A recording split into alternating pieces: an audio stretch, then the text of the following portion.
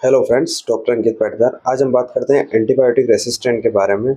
कैसे कोई एंटीबायोटिक का मिसयूज़ होता है या फिर हायर मात्रा में किसी पेशेंट को दिया जाता है, तो उन पेशेंट के शरीर में जो बैक्टीरियाज होते हैं वो कैसे इन्वेट मैकेनिज्म बना के एंटीबायोटिक के अगेंस्ट मैकेनिज्म क्रिएट करते हैं, जिससे क्या है कि एंटीबायोटिक का जो प्रोसेस रहता है, फार्माकोलॉजिकल एक्शन रहता है, वो डिसीज़ के अगेंस्ट कोई इन्फेक्शन है या फिर कोई भी निमोनिया हो गया, सेप्सिक इन्फेक्शन हो गया, कोई भी इन्फेक्शन होता है तो उसके तहत क्या है कि एंटीबायोटिक रिस्पॉन्सिबल नहीं रहती है। उसमें क्या है कि ब्लड कल्चर के दौरान आप लोग को पता चलता है कि एंटीबायोटिक उस पेशेंट के लिए कौन सी उपयोगी है, कौन सी एंटीबायोटिक काम कर रही है, कौन सी एंटीबायोटिक नहीं काम कर रही है, उसमें फ़ायदा होता है।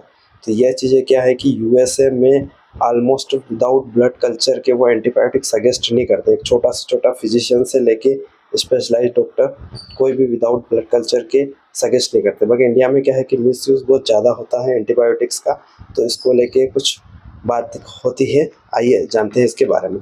सबसे पहले क्या है कि ओवर यूज़ मिसयूज़ होता है एंटीबायोटिक का, ज़रूरत नहीं रहती है तभी एंटीबायोटिक दी जाती है।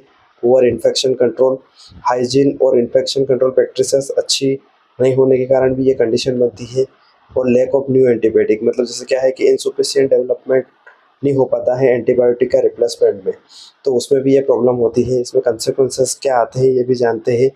मोर्टेलिटी एंड मॉर्बिडिटी इंक्रीज हो जाती है। इसमें क्या है कि untreatable infection lead to prolonged illness, मतलब क्या है कि कोई भी बीमारी अगर एंटीबायोटिक काम नहीं कर रहा है तो उसकी तरफ से बीमारी बढ़ती जाती है और कॉम्प्लिकेशंस बढ़ते जाते हैं, मोर्टेलिटी रेट बढ़ती जाती है। इसमें प्रोलॉन्ग्ड हॉस्पिटलाइजेशन, पेशेंट को ज़्यादा टाइम तक हॉस्पिटल में स्टे करना पड़ता है और आईवी इंट्रावेनस एंटीबायोटिक के सहारे रहना पड़ता है। उसमें भी बहुत सारी एंटीबायोटिक काम नहीं करती है।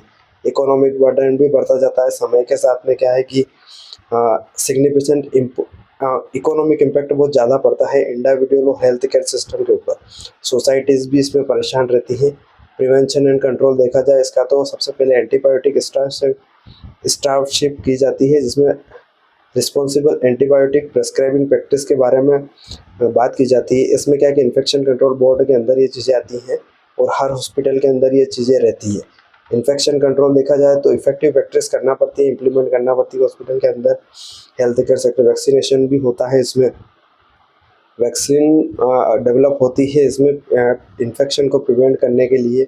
और न्यू एंटीबायोटिक डेवलपमेंट करने में, रिसर्च एंड डेवलपमेंट में काफ़ी टाइम लगता है इसमें। बाकी डेवलपमेंट करने में बहुत ज़्यादा फ़ायदा होता है। सबसे मोस्ट पॉइंट इसमें ये है कि पब्लिक अवेयरनेस ज़रूरी है, मतलब पब्लिक को अवेयर करना ज़रूरी है। एजुकेटिंग